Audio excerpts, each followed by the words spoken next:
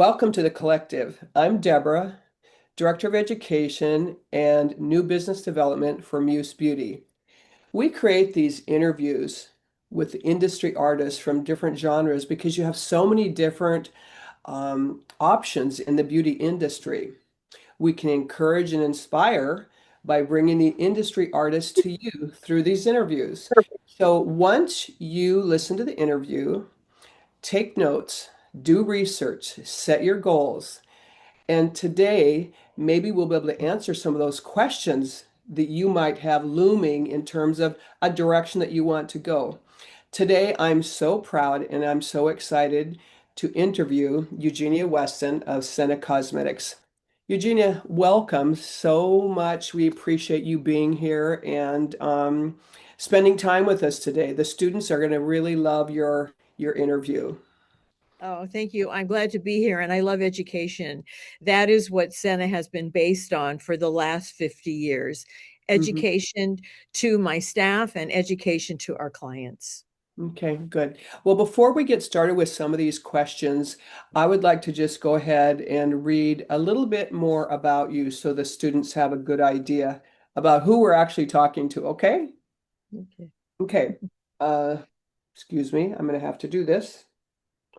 Founder and creator of Senna Cosmetics, Eugenia is a true innovator who has influenced the face of beauty over 4 decades with her advanced tools and makeup tips. I love this part from a drugstore cosmetics counter girl to the very first licensed pro artist in California. That's amazing. Award-winning Emmy-nominated makeup artist, renowned actors, um, photographers, stylists, cinematographers, and legendary makeup men. Would that be the Westmore brothers, by the way? No, that is Bob Schiffer and Bob Mills. Wow. Okay, great.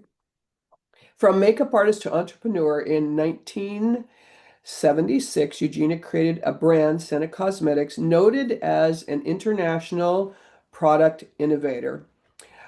She prioritizes education, customer service, innovation, and authenticity, which I love. Industry icon, teacher, mentor, and coach to professional makeup artists. And again, an internationally noted product innovator. Here's something she said to me, which I just love. And before we start the interview, I love teaching and sharing my makeup knowledge with artists and consumers. It has brought me so many opportunities in all the other areas of makeup artistry that I've experienced. So, with that, you are lovely, by the way. Oh, thank you so much. As Um, you are. Thank you. I would love to just have you share because I think it's such a fascinating story, how you got your start in the beauty business. Well, I think it's my calling. I really started being fascinated by makeup and faces when I was like 13 years old.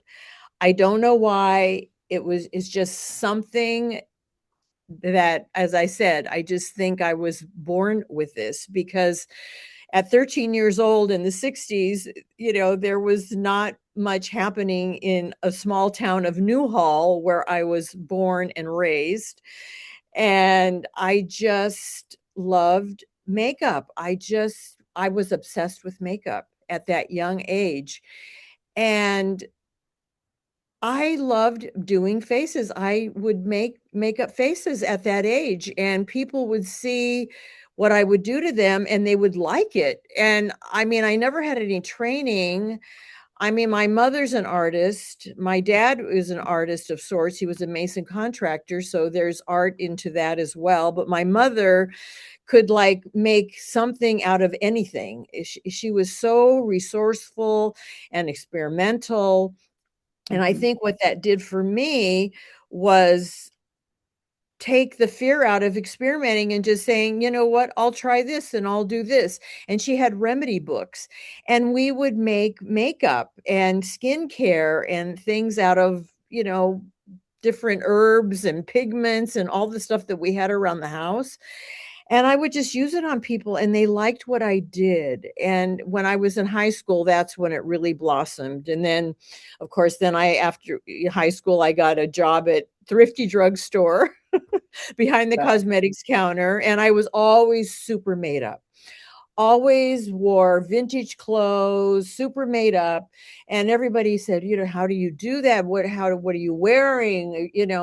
And I would tell them and I would give them ideas and they would use them and then to come back and say, that worked. I really like it. What else can suggest for me? I Mhm. even did that with hair dyes at Thrifties. I would choose hair dyes for people I didn't even know, and they would come back and say that worked great for me, choose another one. I just feel I have this gift of knowing what people want. I really feel I can read people and tell them what they need, and it seems to work. So I did that, and then I was recognized by a hairdresser. And it's kind of a long story. I was recognized by a hairdresser of my ability to do makeup. And I went to a salon with her because she wanted a job at this really big salon. It was John Peters at the time. John Mhm. Peters was a very renowned hairdresser, and she wanted to work for him. She worked at a small salon in Newhall where I lived and she lived. And I went to the salon with her. She said, "Come with me for support." And I said, "Okay, I went with her. And John was opening up a new salon in Woodland Hills, and she wanted to work there. So I went with her. And so my girlfriend, who is really kind of a matchmaker, um, she pulled me in front of this, Alan Edwards, who was opening in the salon for John Peters, said, "Oh, my girlfriend here is really good with makeup." And I was like, "Oh, I didn't expect this." And then he said, "Oh, well, Bobby Joy is here and she has the makeup in my salons. You should meet her."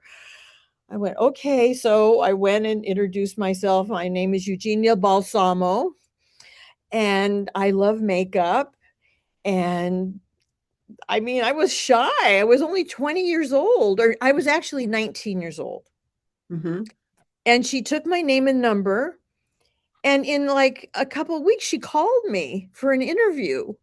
And I went, "Oh my gosh." So I made a whole new outfit and everything. And I went for the interview, and she hired me to work at the original John Peters salon in Encino, although he had one in Beverly Hills as well, to do makeup and eyebrows.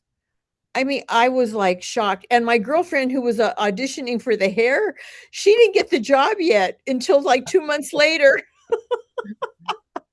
But she got it. So I started working at John Peters Salon, and it was a very high end elite salon. Tons of celebrities went in there. He dated Barbara Streisand. He married Leslie Ann Warren. And so all these stars and celebrities were in the salon, and all these very wealthy people. And I, coming from a small town, I didn't realize that people paid to get these kind of prices for makeup. And I didn't know people had their eyebrows shaped because my mom did everything herself and Mhm. taught us how to Mhm. do everything ourselves. So I started working there, and Bobby Joy taught me how to shape eyebrows. Mhm. Bobby Joy Dawson she's the quintessential eyebrow maven. She started the whole eyebrow thing, and it Mhm. was only tweezing and trimming. And I Mhm. learned how to do brows, and it was a huge business for her. And Mhm. so at that salon, there was a woman named Jerry Guzenza. Yep, Now, do you know we know her. you know Absolutely. I Jerry know Jerry. very Of well, right? course, yes. She was working at John Peters, and she liked how I did makeup. She liked how I dressed because I dressed with vintage, and I was very avant-garde at that time compared to a lot of other people. And so she was going to be opening up her own salon. Mhm.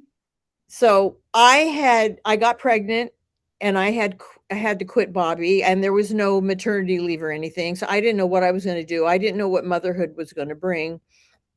And so during my leave, Jerry Cosenza called me at home and she said, Eugenia, I'm opening up the most incredible salon. There'll be nothing like it. And there really wasn't. I And it's know. going to be the best thing in the valley. You have to create your own makeup line and come with us. And my husband said, we need to do that because he realized during my working 5 years at John Peters, the visionary that Jerry was and the fierce energy that Jerry had, He that did. he said, we need to do this. So we did it. I said, okay. I didn't know what I was doing. I never thought of opening up a makeup line or opening up a business. You know, I worked for somebody else. I was only 19 years old. Hmm. So we flew to New York because there was no manufacturers in Los Angeles. This is Yep. 1970, right? Yep. Exactly. Yeah. And so we flew to New York. We got Yellow Pages, which you guys probably don't even know what Yellow Pages are. And we cold called manufacturers. And we started Senna Cosmetics. And that was in 1976, actually, when I started. So that was 5 years after I left Cassandra, John Peters, and then Jerry opened up Cassandra 2000. And Hmm. I know you know Jerry, but for Yep. those of you that don't know Jerry, Jerry is the founder of Sebastian International Hair Care Products. And so it was huge. An Cassandra amazing was icon. iconic. And I opened up a little space in the front with my Senna Cosmetics makeup line, and it was incredible. Everybody came to that salon, and producers and actors and agents and just consumers, and everybody came to that salon. It was huge and it was gorgeous and innovative. And of course, she was so innovative. And Hmm. so that's how I started the Senna makeup line. And the rest is like history. And how old were you when you actually started your line? 25. Okay. So don't you think that there's so many little nuggets in there. Can I ask a couple questions? So I feel like your mom, you said, we didn't know what we were doing. I was just making stuff up and Mhm. kind of going along with it. Your mom is the person that really inspired you, gave you the confidence to say, "Hey, this works." And people, you try things out and you had your own style, so you had that innately in you. So what I hear from you is don't be afraid to be yourself, even at a young age, right? Mhm. I am.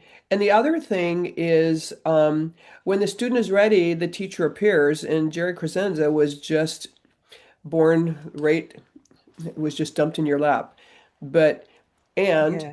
when Educate. they had you doing makeup on celebrities and all these high-end people, you could either flight or you could do it, and you chose to Yeah. just do it. And I think that that's what the message is here is that you were just everything that happened, you just went right with it and you stepped up. And when you were at home wondering what you were going to do, and Jerry calls and said, "Hey, you need to open a line," you flew to New York and you went through the yellow pages, and you could do an AI on the yellow pages to see what they really are. But honestly, that's old school, and that's what we had to do. So Yeah. I I think mean, that's that's how brilliant. it was. That's how it was, and there was no other way. Yeah. Yeah. And you probably didn't even know how big Jerry really was going to become at that time, did you? I mean, it's so beautiful that you met her before she Mhm. even opened the Crescenza 2000. I mean, that's pretty amazing, right?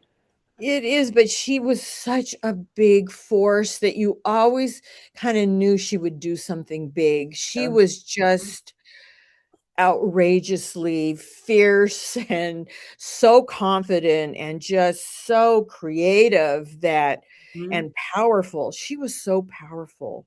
It Mm-hmm. was like we were afraid of her half the time. She was like really at that age. I never met a person that powerful. I shouldn't say that because my mother was pretty powerful. My Hmm. mother, and you know what's so interesting about my career? I seem to work with those kind of personalities because then came along. I mean, I even worked with Anna Wintour in the beginnings and Helmut Newton, which I didn't even know who these people were. It was all in our beginnings. Herb Ritts, Matthew Ralston, all these photographers. At that time, it was our group of beginning of this era, of this crowd of creatives. Hmm. And then, working with Bette Midler and then working with Tony Basil. And then, all these people are such strong forces. And I think because of my mother being such a strong person and so willful that I think I was able to handle these kind of personalities Hmm. because these are tough people. These are really tough Well, and people. you also said something earlier, and I don't, I 100% believe this is innately you have this gift. Mhm, You have this gift to be able to see and hear and kind of feel people. And I mhm. 100% believe that, and it's no accident that you actually are attracted to very, very strong people. I think, again, what it comes down to is we get these opportunities presented to us, and you just went for it, which I think is pretty amazing. Also, I'm sure that people might think that you're a strong woman as well, right? In a different way, but a Yeah, yeah. strong. I'm Yeah. strong, but super emotional. That's okay. That's okay. Okay, so Jerry Crescenzo would probably be one of the people that influence you. Say, on a winter, you Yeah. have several people that would be very scary. Yep. Yeah, and you just did it. We just did it. You know what? I really feel I really had a lot of confidence in what I did, which Um, I don't know where I got that either with doing makeup on people at such a young age, no training, no school, no teaching. I don't know how I gained that confidence, but I had it because I remember one year I went to visit my cousins in Colorado and they never wore makeup or did anything, but I was even so confident where I would cut their hair. I would cut hair. And I was mhm, only like 17 years old. That's how confident I felt in my mhm. my way of doing things. I just did it. I don't Mhm. know, I just did it. I wanted to do it and I did it. Okay. It's Well, like that's a great message to younger people, people mhm. that feel like they have. And now I'm going to ask you a question. And you say that you don't know where that came from. You don't know where that confidence came from. So do you think there's a possibility that in learning that, excuse me, in learning that and talking about it now, were there things that kind of, if you were going in a direction that you didn't think made sense in your confidence, were there things that kind of helped and guided you and kind of pushed you back into that? That was too crazy. Maybe don't know. Um, I don't know what pushed me into that. I really don't know. I think it's just my personality. I just think it's my personality. I I like I say, I just think I was born that way. Some Okay. people are just look So the at met. like Madonna or Bette Midlers or any of these people, look at they just do it, right? And they don't stop. And you know what I think about myself too? We've had a lot of challenges with the business with COVID and all that, but I still haven't stopped. And I Hmm. don't know I think it's the same type of mindset I have that I just don't feel like I want to stop. Hmm. Even though, these challenges have been a little hard for us, I just say, I can't stop. I don't Hmm. want to stop. I want to Hmm. keep going. So it's your passion, one, It's and very, very, yeah, yeah. and the other thing is, what I'm hearing through out everything you've said is you just don't second guess yourself. You don't stop. You just, whatever happens, you just pick it up and you just do it. I Yeah. think that's great. Yeah. And your mother is really the one that started that with you, right? All of that Yeah. instilled that confidence. And that's probably Yeah. why you are attracted to stronger women, probably because of Yeah. your mother. Yeah, I know I seem to attract, yeah, those kind of people. And I remember one time when I didn't want to go on tour anymore with Miss Bette Midler. And because I had to run my business and it would be too long to be on tour. So she said, Eugenia, find me a makeup artist that you know that's good so I can choose them to go on tour with me because I know you don't want to do that. And so I had her interviewing all these makeup artists that I thought were great makeup artists that would go on tour, could go on tour because they had no families or anything. And I said, Bet, what was wrong with them? She goes, they're not strong enough. And I went, why? Does that mean I'm strong? Because I worked with her for a long time and Hmm. I did a lot, and I'm going, whoa, I guess I am strong. I don't think I'm as strong as I think I am, you Hmm. know. Well, and I think that that's I don't also think very I'm as authentic. strong as I think I am. Yeah, or something I like think that. that I think that that's really authentic too. But here's the thing, what you know, and that's what people see. Okay, I know this and I think this and this is what we're going to do. And those are the things that you excel in. I also think it's really great for people, students to understand and know in the business that even though people appear to have everything in control, and I think there's something really beautiful about your interview just being very authentic in who you really are, you know? I don't know where it Mm-hmm. came from. It's just here. This is what I do. I love it. And you Yeah, went yeah, to, and I think everybody has to really go into their authentic self, and just mm, be themselves, which I know that a lot of makeup artists now that are teaching and coaching are saying that, it's a big thing, the authenticity of a person, wasn't talked about that much when I started at all. mhm, All this metaphysical and spiritual and all this now that a lot of people do when they, coach people and all that. Then none of that was happening in my time. mm, We just did the work. We just did it. And I made a lot of mistakes. I can go back and know things that I did that I thought I was really being confident and I shouldn't have been doing that, but mhm, you learn. You have some failures that you learn from, which you mhm, have to have. You have mhm. to have those failures so that you know what to do next time when it happens and you didn't succeed in that. What's your best advice for a new artist? We know that it's, you and I talked about this before we started the interview, that there's old school and then there's new school and then there's whatever school is coming next. I feel strongly that there are some threads that run through any decade, any genre, Mhm, any from, boomer to millennial to Gen Z, Gen X, on and on and on. There are threads, I call them old souls, people that just get it, mhm. that that you can learn from or that you can give information to. I don't know how you feel, but when you're talking to different young artists, do you see something in people that you're like, that person is going, that person is going to do it? What sets those people apart from each other, do you think? Well, I think first of all, the golden rule, do unto others as you do to yourself. You have to be ethical too. I mean, look at what's happened with this Patrick Ta thing and the transitional blush with him taking it on and not giving credit due.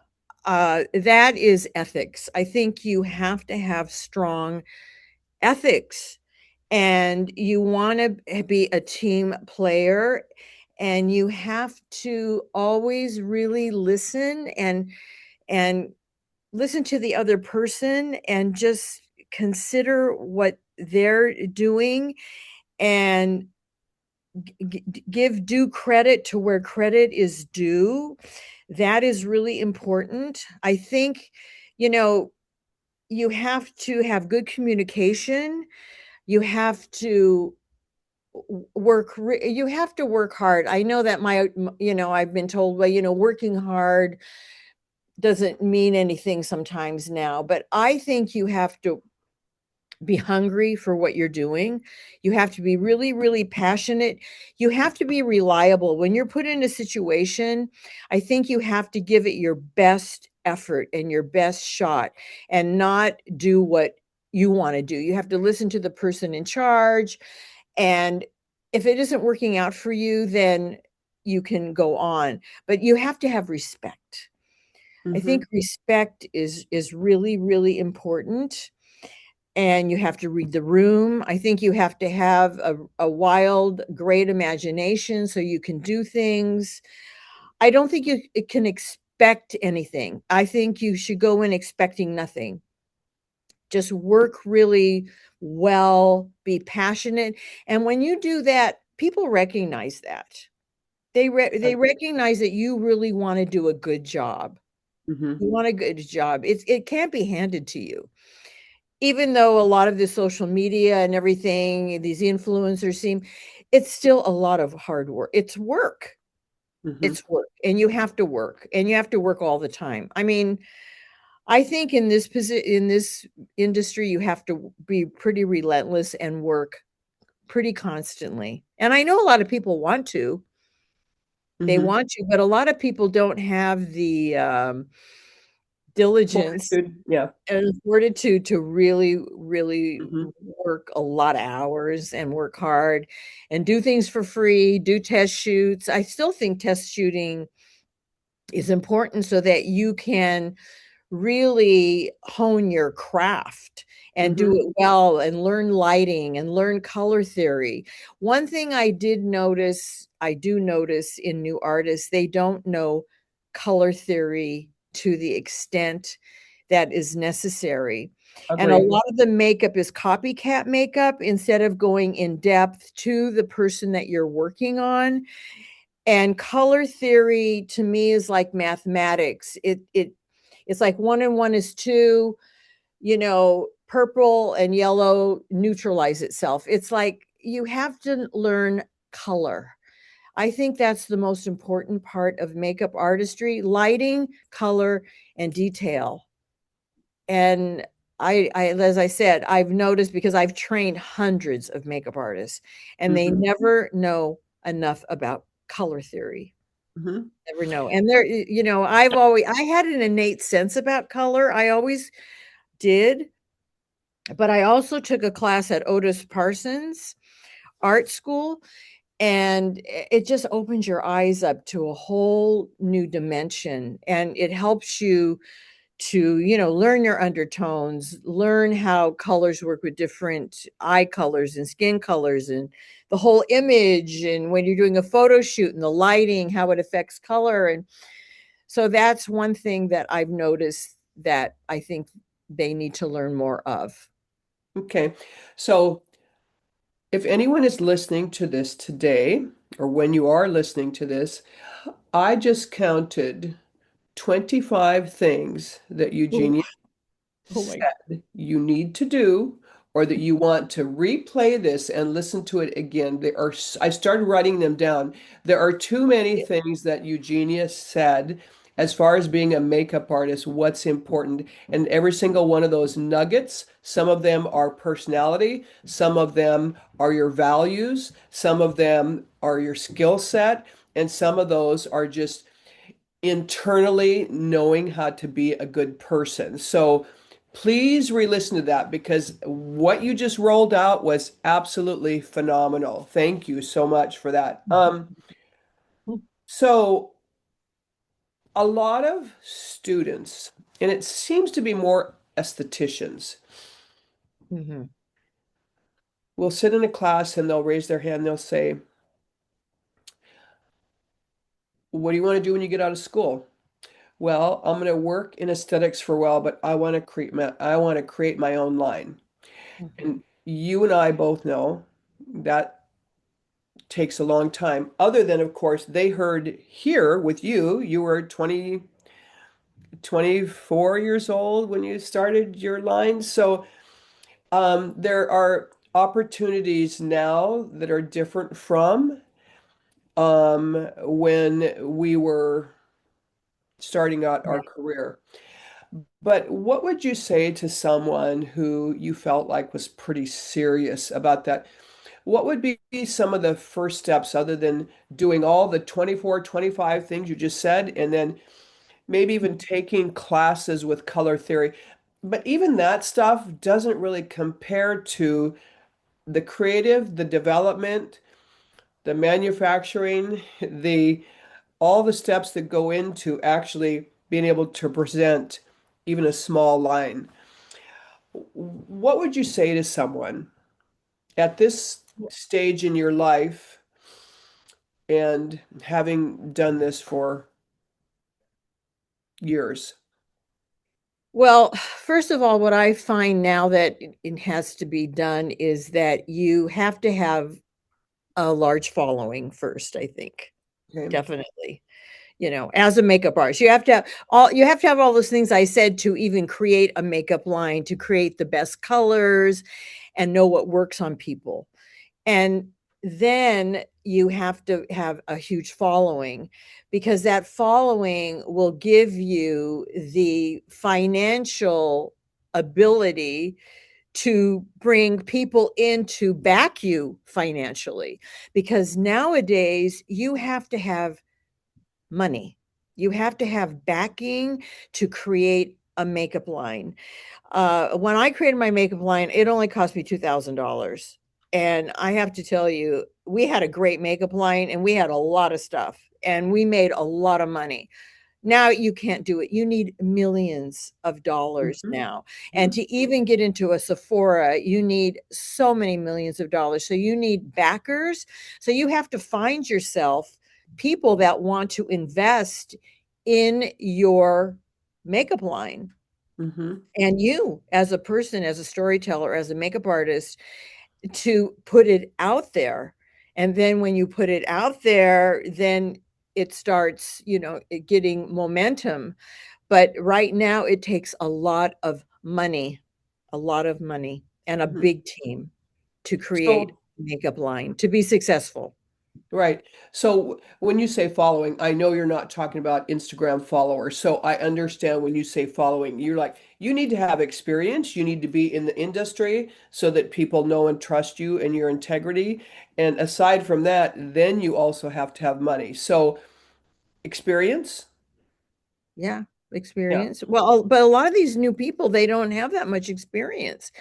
So I would say that they would have to find someone to join their team to have a experience in product development if they're the star. I think there's all kinds of things that happen. They're the star and they have an idea, but they don't have the experience to go to manufacturers and know what to do. So they have to find somebody that can help them in product development.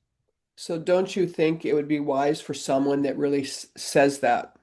The few people that do say that is to go work for a couple different companies to get their feet wet to even see if Yeah. that's Oh, yeah. really what it's all about. Because it's not about standing on a stage somewhere and saying, I own this company and I am the makeup artist of this company and this is what I do. There's so much more, it's more business now than anything, right?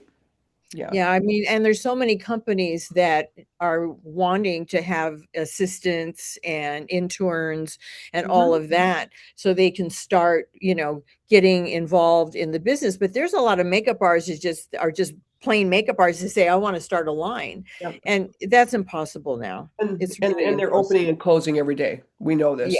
Yeah. Hmm. Yeah. So, And even the ones that there's so many lines that have started that have had the money and the investors and they're going out. It's such a competitive business now. It hmm. is so saturated Hmm. that it is virtually so difficult. It's very difficult now. Hmm. And maybe I'm saying that because it's difficult for me. And plus, another thing that I remember getting advice from the lipstick lesbians, they did a podcast. They go, never use your own money. never use your own money when you Mhm. are creating a Mhm. makeup line. Mhm. But yes, I think what you said, assist going into a company like if they will hire you, like a L'Oreal or, even a Kosas or any, even a more of a smaller line, if you need to start working there to get a foot in the door to learn how to do it, Mhm. because it is complicated. There's many layers and it takes a lot. Mhm. It takes a lot in every Mhm. aspect, financially, ideally. I mean, it takes a lot now when it didn't before. Mhm. Uh, when I started, there were no independent lines hardly. There was nothing when Mhm. I started Right. in the 70s. It Mhm. was it was virtually It nothing. it it was the wild wild west then, wasn't it? Yeah. Um, let's switch gears for a minute. I want to talk about your Emmy nominations and name a few of the movies that I know that you've worked on many, but is there a movie or an actor or um, something that happened in that end of your career that you think was monumental? And when you think about storytelling and memories, that you're like, wow, yeah, that was pretty awesome. Well, yeah, do you know what? I never thought of or ever pursued going into the movie industry. It was not something I wanted, because I always had my makeup studios and we Mhm. were very busy, and I did a lot of freelance. I did a lot of music videos, I did a lot of editorial magazine work and all of that. And I was very busy. I wasn't interested in doing film. And then when I was working with Bette Midler all the time, doing her shows, doing her press junkets and all of that, and she became a movie star. And I she wanted me to do the movies. And I said, I've never done a movie. I don't know how to do film makeup. I've never even thought of pursuing that. And Mhm. I know so many people want to be in the movie industry. And at that time, everybody wanted to be in the movie industry. Has changed so much now. Of course, That we know industry, how it is now. that in So, that industry has definitely changed now. oh, everything's changed. Yeah. So, Bet, she wanted me to do her movie. She got a movie contract with Disney, and she insisted that I do the movies. And the head, Jeffrey Katzenberg and Michael Eisner, the heads of Walt Disney, said, she's not in the union, she can't do your movies, she can't do it. So Bet, what she did was she had movie makeup men do her makeup, and she was being a little brat. She would just sit there and not have any input at all, because she didn't want anybody else to do her makeup but me. So she said, I don't like how I look. I don't how I look. She goes, I want Eugene to do my makeup. So they says, okay, fine. We'll have her do a test. We'll have her do a test. So when I did her makeup and she walked out, they went, oh my God, they couldn't believe how different she looked, because, we did a lot of designing together and input and everything. And so I started doing her movies, but I wasn't in the union. And that's a whole nother story of how I had to get in the union. And it, it Hmm. I have so many stories, because my career is out now. It's 55 years of doing makeup. Hmm. So it's like I had to get in the union, and it's like, but I have to tell you, I wasn't happy to have to do that because the hours were long. I had small children, but I did it. I did Hmm. it because she wanted me to do it. And I got to work with so many incredible cinematographers, other makeup artists. I learned how to do film makeup because I didn't know how to do film makeup. I had to learn how to do it. Hmm. And Bob Mills took me under his wing. I was trained by Bob Schiffer, who was the head of the Disney makeup department, which was Hmm. actually, when I started working, was the last department. Not all the other studios had closed their makeup departments already, but Bob Schiffer, he's still they still had a makeup department on the Disney lot. And I mean, Bob Schiffer, these guys, and if you do not know who Bob Schiffer and Bob Mills are, they are legendary makeup men, the makeup men. I mean, he did Cary Grant. He did Joan Crawford. I mean, he did all the biggies. Bob Mills worked with, Julia Roberts, Michael, oh, Davalos. no, no, Michael Kahn, Mike, the actor. Anyway, wait, we should start over again. I don't. Anyway, if you look up these guys, if you look up Bob Mills and Bob Schiffer, you will die with who they did. And these are the people mentoring me. I was mentored by huge, huge makeup men, and the only reason I got that opportunity is because working with a huge star like Bette Midler, you got opportunities. And I know that's why everybody wants to work with a star, because you do get a lot of opportunities to do a Hmm. lot, meet a lot, Hmm. be around a lot of very special experiences. You really, really do. Yeah, Well, you have had an amazing career. We could probably go on for hours and days. I It's know. fun talking. It's fun telling stories, though, isn't it? You enjoy it? Yeah, I know. I do. I like it. People, I mean, when I talk with my clients at my makeup studios, they enjoy it, because a lot of them don't know that, because I don't talk about it much, because when I'm at my makeup studios, it's all about them. It's about, Point. their faces, what they need, and I don't, talk much about Hmm. me as much. But for 55 years of being in this industry, I have so many stories, so Hmm. many. I've done so much. I've done movies, I've done the shopping channels, I've been in department stores, I've had like up to 14 makeup studios, I've trained the best in the biz, people that have worked for me, like Mary Phillips. I mean, she was my employee for like 6 years, and I have stories how I met her, and it goes on and on. It really On and goes on. on and on. We've talked about how much the industry has changed and your career and all of the stories yet to be told. Have you ever thought about writing a book? Well, I have thought about it. I'm not disciplined enough, but I'm going to have to, because everybody really wants me to. I get that all the time. You need to write a book. You need to write a book. I do get that all the time. Yeah. Mhm. Okay. Well, I want to thank you so much. You have shined a light on being an entrepreneur, coaching, teaching, falling down and getting up, and many, many, many more stories that we haven't even opened yet. So, is there anything else that you would like to say, knowing that there's just lots of, and I say younger, they might be 50 years old and going to beauty school for the first time. Mhm.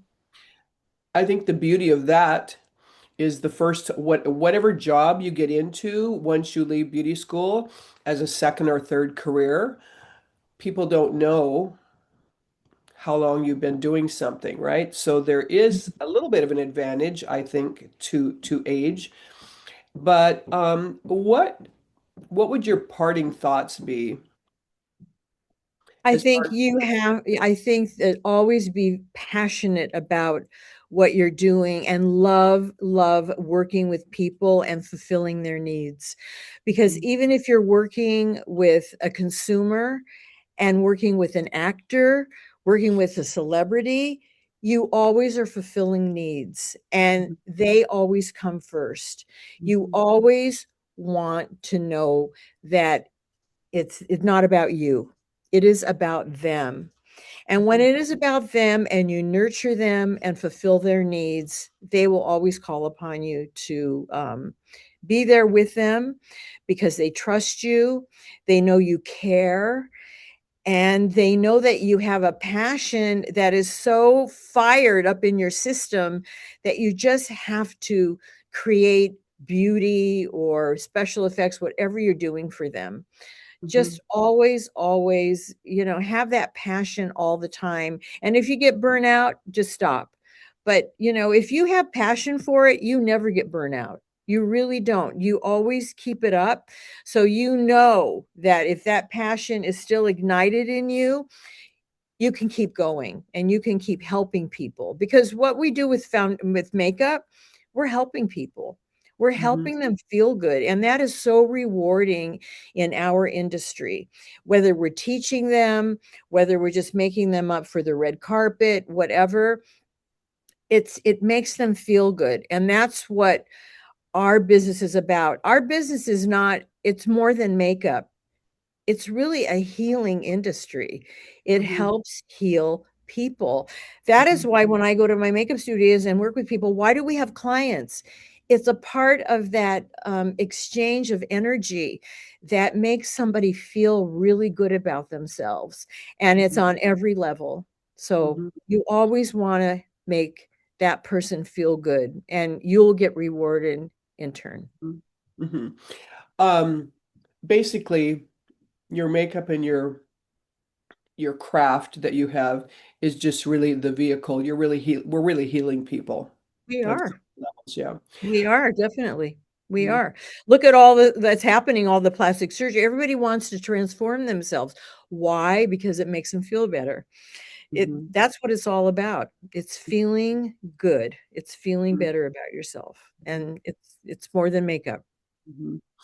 Well, there you have it. This is Miss Eugenia Weston with Words from the Wise. I want to thank you so much for spending time with us. We know that you're busy. I mean, Lord knows you have a lot of things going on, and I want to thank you so much. I do feel like this interview is going to be so great for people to listen to, be inspired by, and listen to it many, many times over because there's so many little golden nuggets in here about Yeah. life, not just about Yeah. our industry, but about life. Thank you so much, and thank you for And being I with yourself. and I feel privileged being given the opportunity by you to have me on this platform. So thank you. Okay, thank you so much.